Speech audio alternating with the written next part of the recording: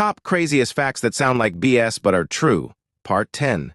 Selling sand to Arabs might be an old saying, but it's actually a very lucrative business.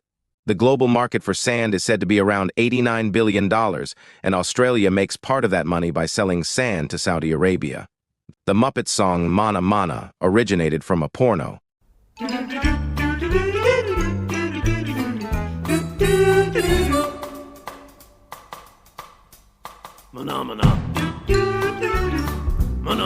Someone did actually survive jumping off the Empire State Building.